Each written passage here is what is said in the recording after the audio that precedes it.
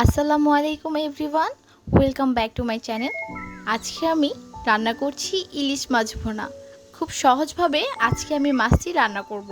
ঘরে থাকা কিছু কমন মশলা দিয়ে খুব সাধারণভাবে মাছটিকে রান্না করে আপনাদের কাছে শেয়ার করব।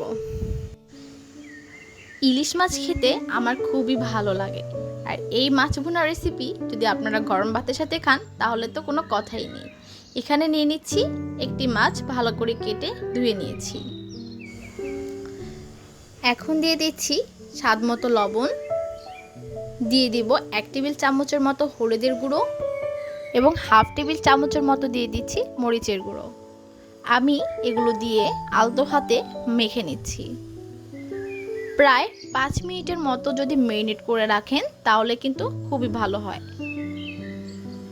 ব্যাস আমার মাখা হয়ে গিয়েছে। এখন আমি মাছটিকে এক সাইডে রেখে দিব।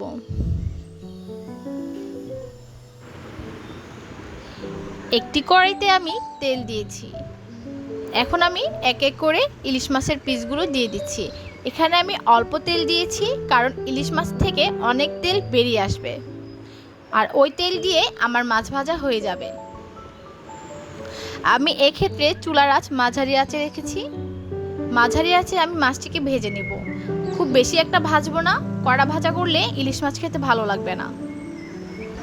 প্রায় 5 মিনিটের মতো মাছটিকে আমি সামান্য আঁচে ভেজে নিব।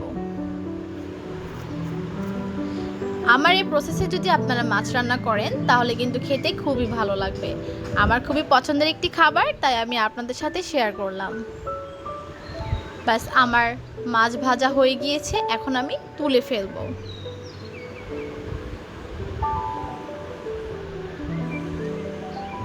খুব সামান্যভাবেই আমি মাছটিকে ভেজে নিয়েছি।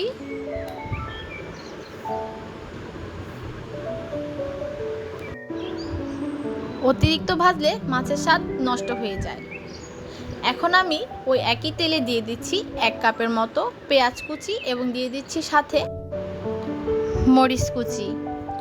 মাঝারি আঁচে রেখে আমি পেঁয়াজটিকে প্রায় 5 মিনিটের মতো ভেজে নিব। খুব বেশি ভাজবো না, সফট হয়ে গেলেই আমার পেঁয়াজ ভাজা হয়ে যাবে।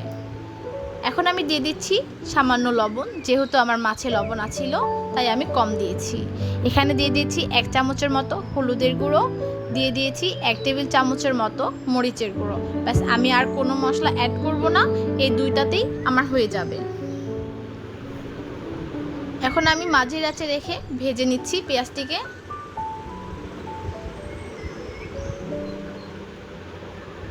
এখন আমি দিয়ে দিচ্ছি ভাজা মাছ।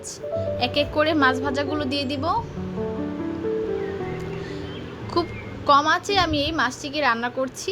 বেশি আঁচে রান্না করলে পেঁয়াজ পুড়ে যাওয়ার সম্ভাবনা থাকে, তাই আপনারা বুঝে শুনে খেয়াল করেই মাছটিকে রান্না করবেন।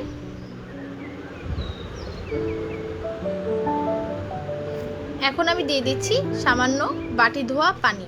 আমি মাছে বেশি পানি ব্যবহার করব না, কারণ ইলিশ মাছে বেশি পানি দেওয়ার কোনো প্রয়োজন নেই। অল্প পরিমাণ পানিতে মাছ রান্না হয়ে যাবে, তাতেই খুব মজা হয়ে উঠবে। এখন আমি প্রায় 5 মিনিটের মতো রান্না করব।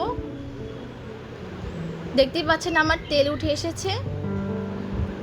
আমার রান্না প্রায় কমপ্লিট। এখন আমি মাছটিকে উল্টিয়ে পাল্টিয়ে দিচ্ছি।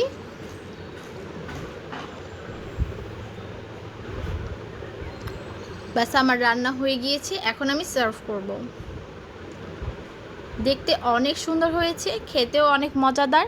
এই মাছটি যদি আপনারা গরম ভাতের সাথে খান তাহলে তো কোনো তুলনাই হয় না।